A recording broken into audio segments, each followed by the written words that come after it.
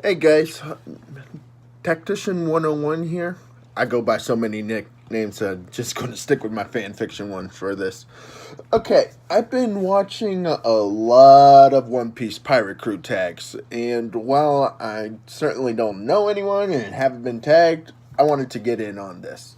Now, I've got two, maybe three ideas for crews, but a couple of them require alternate universes and crossovers, so I'm just going to stick with the regular in-universe crew for now. Obviously, I'm going to be the captain. My devil fruit is the reject fruit, not to be mistaken with what Kuma does, more like what Ino Orihime from Bleach does. Basically, what Kuma does is he uses his paws to repel stuff, but this stuff is still there. For instance, like on Thriller Bark, he repelled Luffy's exhaustion and pain, which is why Zoro could actually take his place with it. Mine, though, you want something gone, it is gone. Log post pointing up to the sky. Reject your gravity around you so that way your ship floats up. You've got injury or illness, reject it, you're just fine. You got damage to your ship, reject it. So, this means that once I'm at Water 7 and I get a perfectly good ship for the Grand Line, that is it. We do not need a shipwright on our ship because I can just reject all damage. Let's see. Oh, also there's something like Guana's wave coming in. Reject a hole into it so that way we could just sail through. Also, it would allow me to do a little bit of mental tweaking where needed, both with people we talk with and on my crew, because let's face it, some of these One Piece characters, they need mental castration like that Miss Golden Week did in Baroque's works. Alright. Also, we're pirates. What do we care if we're about mental ethnics? Alright. One thing I want to get real straight about this. I am not having Robin on my crew. Not in the typical sense, anyways. She could be like the 13th person under certain circumstances. The reason why I'm saying this is because I am getting tired of Robin being, oh, she's mandatory. You need her for the Poneglyphs. Quite frankly, that is BS. Roger didn't have Robin. In fact, his whole crew they didn't have archaeologists. Rayleigh said it himself on Saibati. We weren't the archaeologist types. Roger got to Rattle because he could hear all things. He could understand the poneglyphs. Now, I'm not saying that I'd have someone on the crew who could do that. But you gotta think about this. There are other ways of locating Rattle. And heck, even with access to enough poneglyphs, you could decrypt them just like any other code. The poneglyphs are in code. It's a forgotten language, yes, but that language can be counted as a code. Think about this. All of our militaries have decryptions.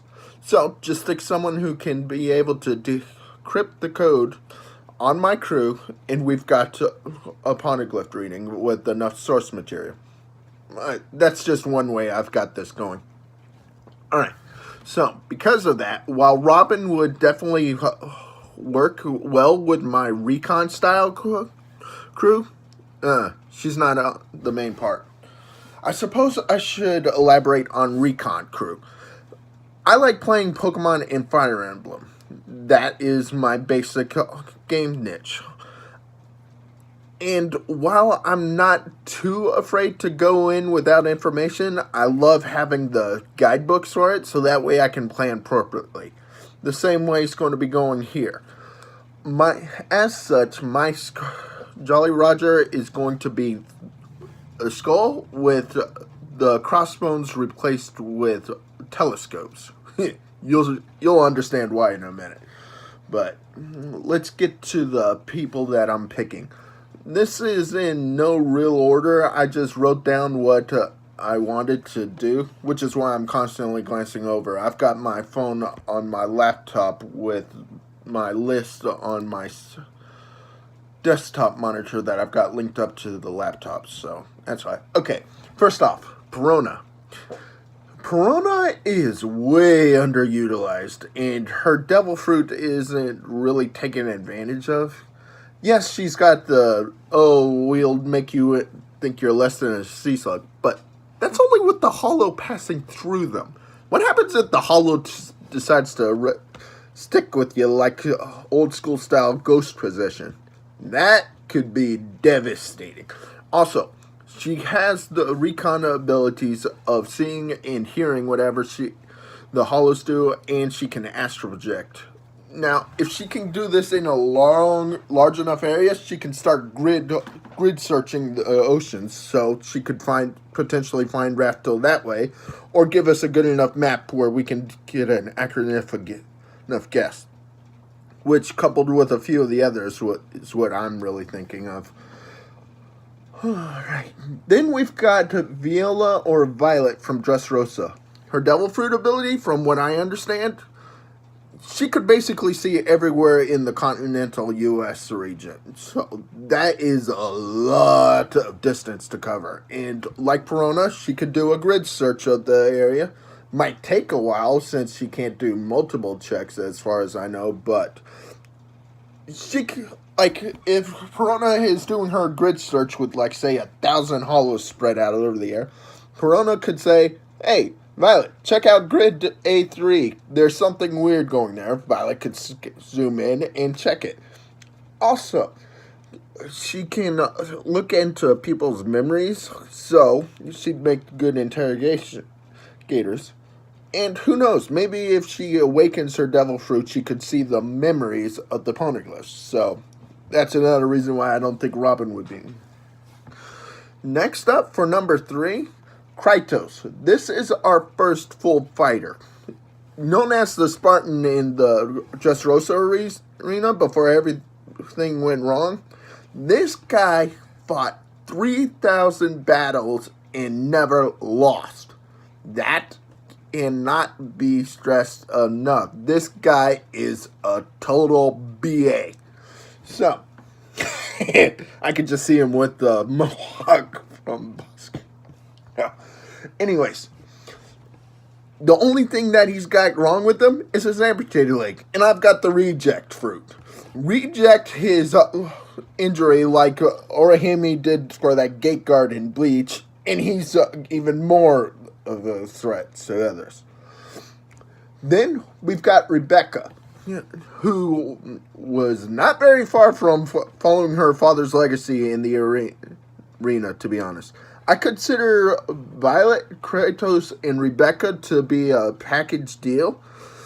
But, I mean, give Rebecca better equipment, get her more training from her father, and she will be very useful. Also, as a princess, she can serve as a bit of diplomatics. I mean, her and Violet are pretty much going to be politically trained, so that works.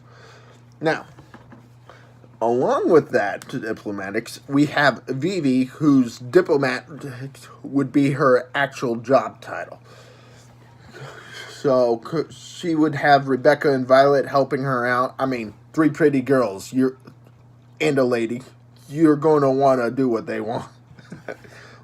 Plus, they're part of the original 20s. Well, Vivi is, Violet and Rebecca took over for one of the original 20s, the Don Quixotes, and personally, I think Doflamingo he evaluates everything wrong with the world nobles, so I'm glad that Rebecca and her family aren't like him at all. Anyways, back to Vivi. She was almost a Straw Hat. Therefore, she could handle almost anything, especially if I give her proper equipment, like, say, the line cutters from the This Bite story.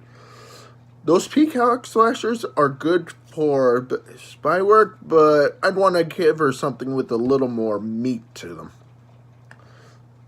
I can just see her with a pair of Kusarigama and just completely shredding the place. Also, she has got Karu for high speed, long distance runs. So, if she needs to, she can get into the battlefield, grab someone who's in trouble, bring them to me, get them healed up, and then get them back into place rather quickly. That, and she'd make a good messenger. Let's put it that way. All right. Next one is Baccarat from the Gold movie. And while I haven't actually seen the Gold movie, I've seen enough video clips of her that I like. I like indeed. Her luck fruit is completely overpowered, and I want it on my crew. All right. Not only could she stock up on enemies' luck during the fights and, like, make everything go wrong for our enemies in completely hilarious ways. If she stocked up on enough luck, she could toss a dart at a well-made map that Violet and Verona make with the intention of finding Raptail, and she'd most likely get us to Raptail, or just sticking her behind the helm with the same intention, and with only constantly refilling for luck, sure, because who knows how long the trip would be, but that is yet another way to find Raptail. So, that'd be all we'd have to do. Of course, I'd have to make very, very, very sure that she did not use that fruit on us, except for the good version, because I could just see her with her attitude of, oh, let me take your luck, let me take your luck, let me take your luck. That ain't good. That'd be really bad friendly fire, so I'd have to really lay down the law for her. Okay, Sanji, cook and fighter. This is obvious. The man made a wedding cake that basically put Big Mama into a feeding coma. It's like, oh, God, that is so good. Plus, he's a Vinsmoke. He may not be genetically altered like the rest of his siblings, but GD, that guy can hit hard. Plus, he's got hockey, both observational and concourse armament, so that's definitely needed. I'm putting Pudding along with him. She'd act primarily as Sanji's sous chef, because, let's face it, she is a cook as well. But her fruit would be useful in interrogations. You get the memories, and then you edit it so that way the guy doesn't even know he's been questioned. So get the jump on someone you're following, get what you need, and then cut him loose and tail him to where you need to go, and he doesn't even suspect something. So that's all. I can kind of see her being Sanji's wife if he's on the same crew, but we'd have to see. Plus, I believe Tekken 101 called her a combination tsundere and yandere. I would definitely have to reject quite a bit of her personality tricks, so that way she'd operate properly on the crew. Not everything, mind you, but kind of mix the good girl with half of her bad girl stuff. That would definitely help. Now, next one is Enel. He'd be a fighter and a Recon as well. His Rumble Fruit, coupled with his observation hockey, makes him a perfect choice for the Recon specialization crew. But, good lord, I would have to use my reject fruit on a lot of him.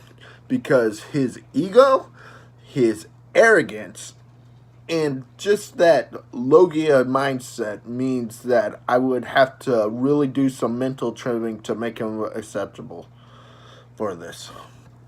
Now, next choice is Usopp. Now, hear me out here. Usopp already has observational hockey. He shot his little projectile over 3 miles, I think it was, to get into a tiny window to scare the crap out of Sugar. That's almost as good as NCIS Special Agent Gibbs behind a sniper, or one of our best snipers in the U.S. military. Now, I've got reject abilities. If I can reject the all of his fear, well, maybe not all of his fear, because we need fear to keep us alive, but most of his fears, that man would be a nightmare to face on the field. You wouldn't, well, you wouldn't be facing him because you couldn't see him. So,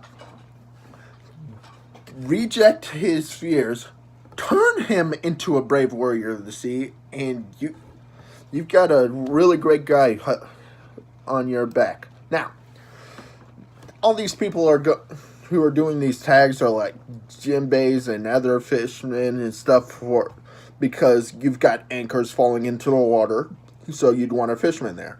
I can kind of see where they're going, but this, as I've said before many times, is a recon style pirate crew. We like to have information before we go in guns blaring. So, for that matter, I want to go with Shaki, the mermaid seer. Yes, she can help us with the people falling into the water, but primarily, I'd like her as our early warning system. This means that she could see what we're going to be doing on our journey and go, oh, hey, there's going to be a really bad fight here. You're going to get a whole lot of treasure here. And there's going to be a storm here. With forewarning of the future sort, we can definitely plan. Like, oh yes, we're going to run into a pacifista. Get your training on with observation and armament hockey. Get ready for one hell of a fight. I cannot stress how much this would be important to me.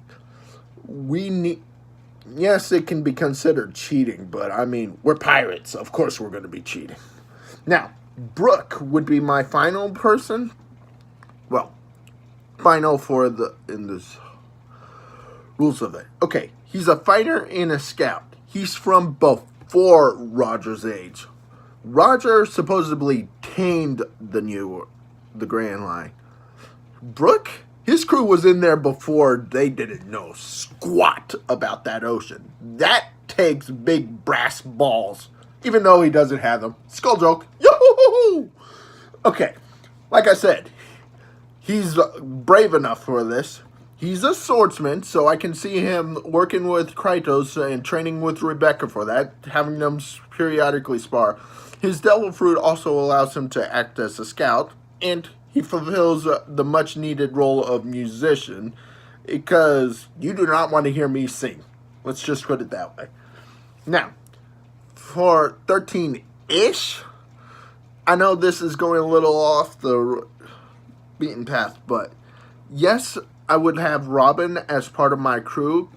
It's Recon. Her devil fruit is pretty much perfect for this, and she's a former assassin.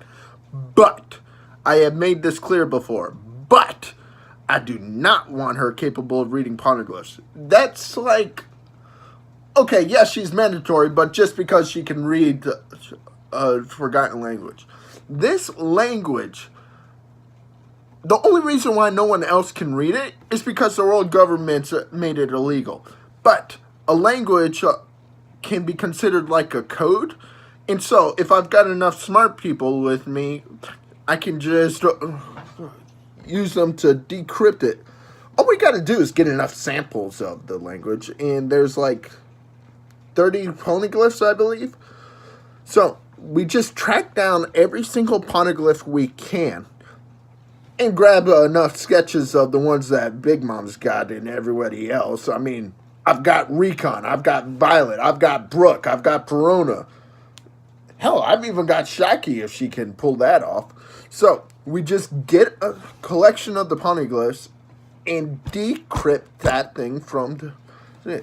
Would it take a while? Yes, but it is doable. So, if Robin would be on my crew, she wouldn't be wanted for the poneglyph language. She'd be wanted because she's the sole survivor of O'Hara, and let's put it this way. Akainu is thorough to a fault. I mean, he mortared the evacuation ship just because there might be an archaeologist on there. I mean, a scholar on there. I want her just to have her devil fruit ability and be a survivor of a horror, and that is it. Which is why she's 13ish, because this is supposed to be the canon universe rather than an alternate. I'll get to the alternate universes in another video if I can. Okay. That's the personnel. Now, I should go a little bit more into my reject route. Like I said before, this is going to be me with the pirates thing. And I'm going to have, let's see, not counting Robin, Shaki, Pudding, Baccarat, Vivi, Rebecca, Viola, and Perona. That's half the crew are females. And good-looking females, too. So, I would not object, since I'd be a pirate, to rejecting a few of the lines they went across. I mean, I could see us having a nice party with all 6 girls in nice dancing outfits, dancing for us guys, and I'll let your mind continue on to that, but let's just say that it would be good times ahead. Anyways, that would be my pirate crew. So for the first pirate crew anyway, I'm going to come up with some heavy hitters and the like. Also maybe an alternate universe one, because that gets fun. Anyways, this is Tactician 101 signing out.